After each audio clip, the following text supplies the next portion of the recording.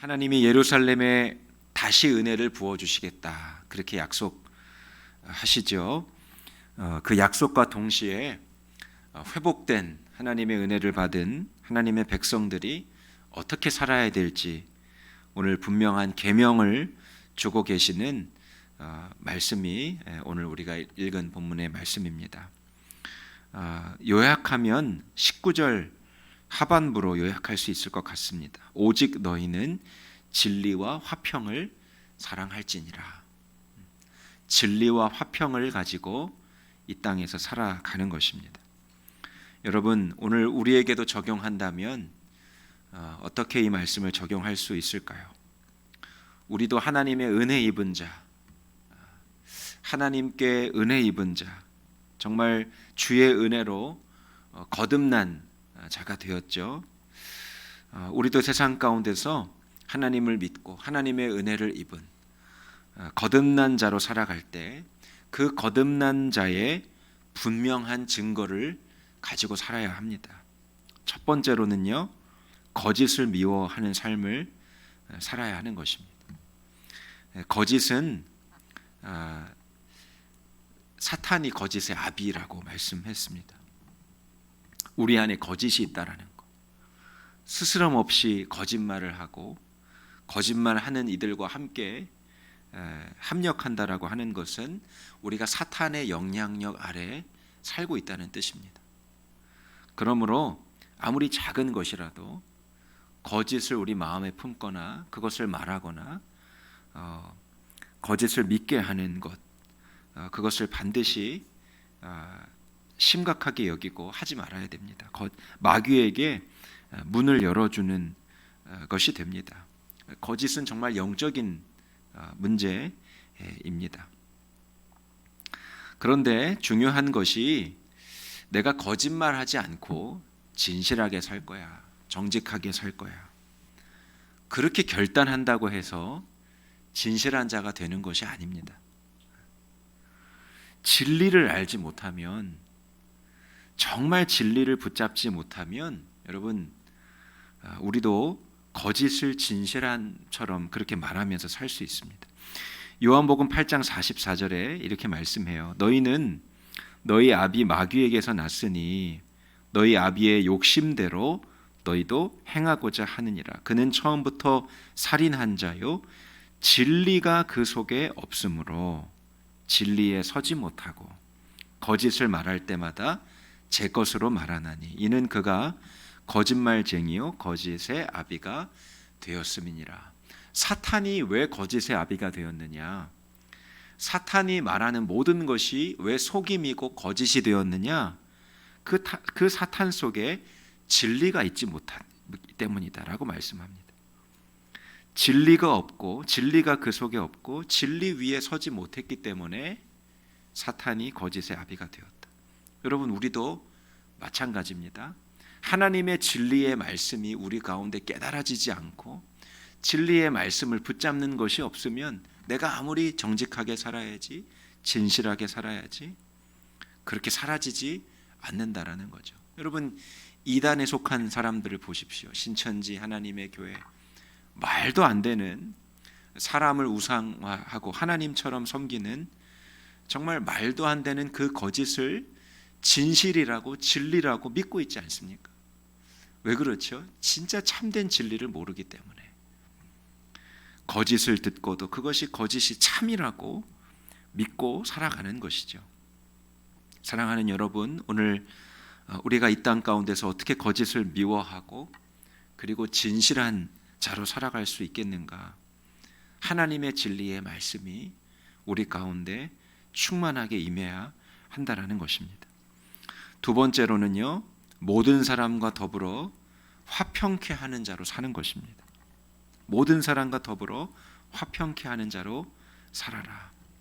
화평한 재판을 오늘 그렇게 베풀라 그렇게 말씀합니다.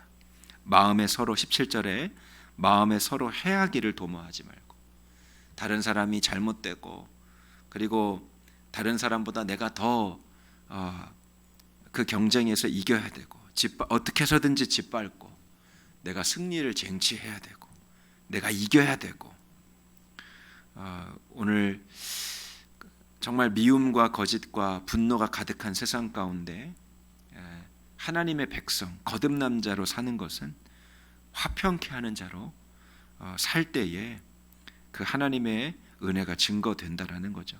히브리서 12장 14절 말씀에 모든 사람과 더불어 화평함과 거룩함을 따르라. 이것이 없이는 아무도 주를 보지 못하리라. 오늘 우리에게 하나님께서 화평케 하는 자로 살라 하신 것은요, 우리가 하나님과 화평하지 않은 존재였잖아요. 하나님과 원수된 자였습니다. 죄로 말미암아. 이스라엘 백성들도 마찬가지죠.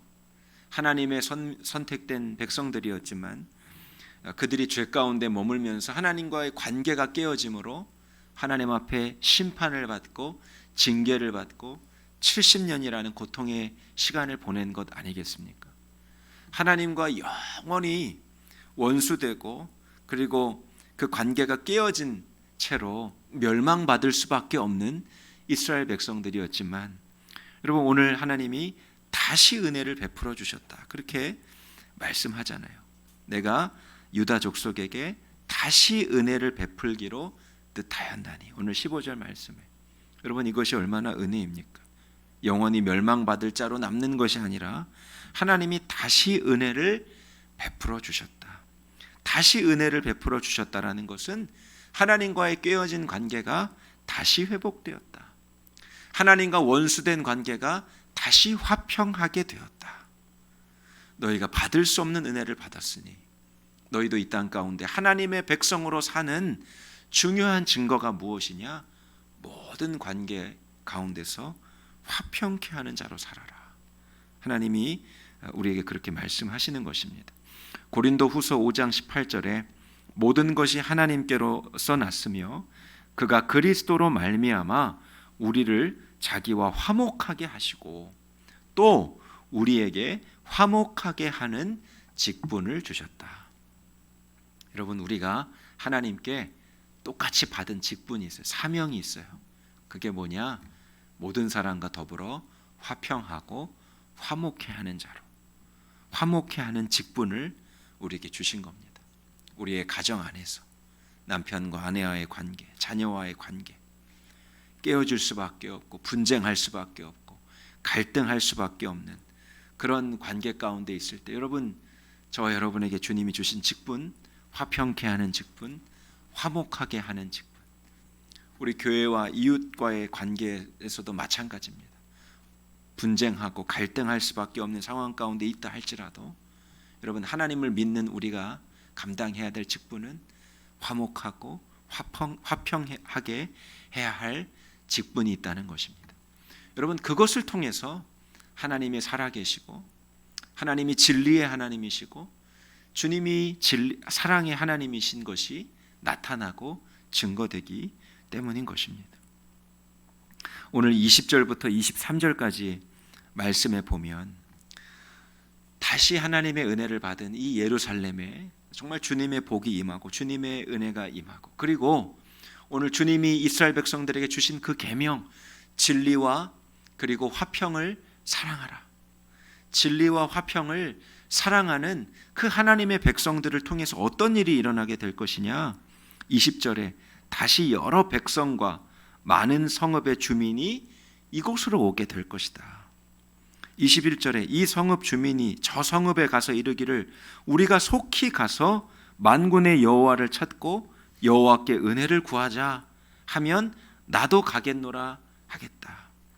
22절에 많은 백성과 강대한 나라들이 예루살렘으로 와서 만군의 여호와를 찾고 여호와께 은혜를 구하게 될 것이고, 23절에 그날에 말이 다른 이방 백성 10명이 유다 사람 하나의 옷자락을 잡을 것이라. 그리고 말하기를 하나님이 너희와 함께 하심을 들었나니 우리가 너희와 함께 가려 하노라 하리라 하시니라. 여러분 이런 일이 어떻게 일어난다고요? 이스라엘 백성들이, 하나님의 은혜 입은 이스라엘 백성들이 진리와 그리고 화평을 사랑하는 삶을 살아갈 때, 하나님이 진짜 살아계시구나. 저 땅에 하나님이 정말 하나님이 거하고 계시구나. 하나님이라는 존재가 정말로 분명히 있구나. 야, 우리도 저곳에 가보자. 우리도 그 하나님이라는 존재에게 은혜를 구하자. 하나님을 찾자. 그래서 엄청난 선한 영향력을 이스라엘 백성들에게 주시겠다는 거예요. 이방 백성 10명이 유다 사람 하나의 옷자락을 잡을 것이라. 여러분, 하나님이 이 한국 땅을 얼마나 축복하셨는지, 그렇죠? 이제는 전 세계에 이 K라는 단어가 쓰여지잖아요. K-팝, K-푸드, K-컬처. 이제는 코리안 어떤 이 코리안이라는 이름이 붙는 모든 영역에 이 한국의 특수성, 아주 정말 특징, 이 한국 문화를 배우려는 사람들이 얼마나 많은지. 무슬림 히잡을 쓴 무슬림 소녀들이 한국 사람이 가면은 정말 오늘 말씀처럼 옷자락을 마치 연예인을 본 것처럼 한국에서 왔다 그러면 아무것도 아닌 그냥 보통 한국 사람과 사진을 찍고 한국에서 왔냐고, 한국말을 가르쳐 달라고. 여러분, 참 하나님의 그 은혜가 놀라운 것이 벌써 전 세계에 이 한국의 선한 영향력을 주님이 다 심어 주신 거예요. 여러분, 정말 영향력 있는 많은 하나님의 사람들, 뭐 크리스찬 연예인들, 그리고 문화 예술인들, 여러분, 이 사람들이 정말 하나님을 신실하게 믿는 그 믿음의 소유자들로 선다면, 여러분, 지금 주님이 다 이 문화를 통해서 깔아주신 그 세계 곳곳에 그리스도의 복음이 심겨지고 하나님의 살아계심이 증거되는 길을 하나님이 다 깔아주신 거예요. 진리와 화평을 사랑하고 추구하는 하나님의 사람들이 일어나게 될 때 하나님의 살아계심이 나타나고 오늘 증거되게 하신다. 오늘 이 말씀이 정말 우리 대한민국 안에 일어나기를 위해서 기도해야 할 것입니다. 동성연애, 동성결혼, 이것이 이제 모든 나라는 합법화되었잖아요.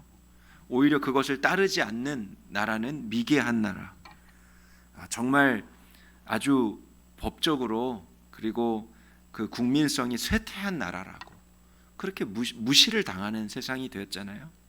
그러나 그렇지 않다.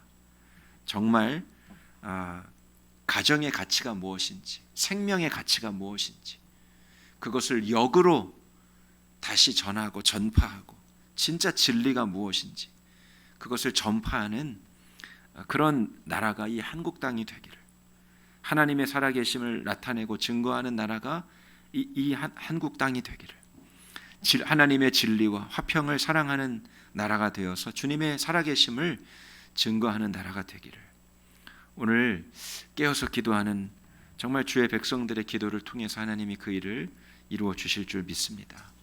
우리 함께 기도합시다. 우리 두 가지 기도 제목 가지고 함께 기도하고 개인 기도의 자리로 가도록 하겠습니다. 여러분, 우리가 오늘 결단했으면 좋겠어요.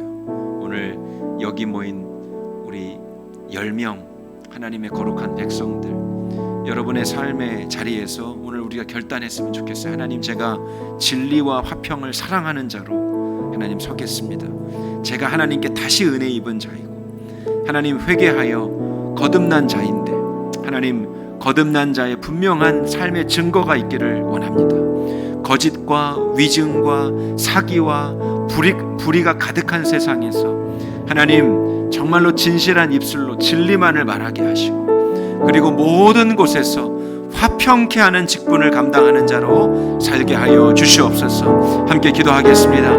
하나님, 우리나라가 진리와 화평을 사랑하는 나라가 되기를 위하여 기도하겠습니다. 우리가 정치권의 연합을 위해서 우리가 간절히 기도했지만 여러분, 정말 그 일이 일어나야 됩니다. 한국 하면 여러분 분쟁하고 그리고 갈라지고 분열되어 있는, 여러분, 이 나라 이 민족이 이미 남과 북의 극심한 이 분열의 국가로, 유일한 분단 국가로 지금 전해져 있지 않습니까?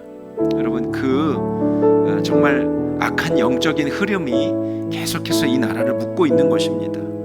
여야가 하나 되지 못하는 것, 보수와 진보가 갈라져 있는 것, 노사가 갈라져 있는 것, 하여튼 한국하면 분쟁하고 싸우고 분열되어 있는 나라로 전 세계 그렇게 소문이 나 있는데, 하나님 이 한국 땅 안에 정말 화평케 되는 역사, 진리로 하나 되는 역사, 하나님 정말 남과 북이 정말 주님이 주시는 평화 통일을 이루어서 화평케 되고 화목케 되고 하나 되는 역사를 이루는 그런 나라가 되게 하셔서 이 땅이 하나님의 살아계심을 증거하는 나라가 되게 하여 주십시오. 저곳에 하나님이 살아계시구나, 저 나라에 하나님이 복을 주셨구나, 화평케 하신 역사가 하나님이 하신 일이구나.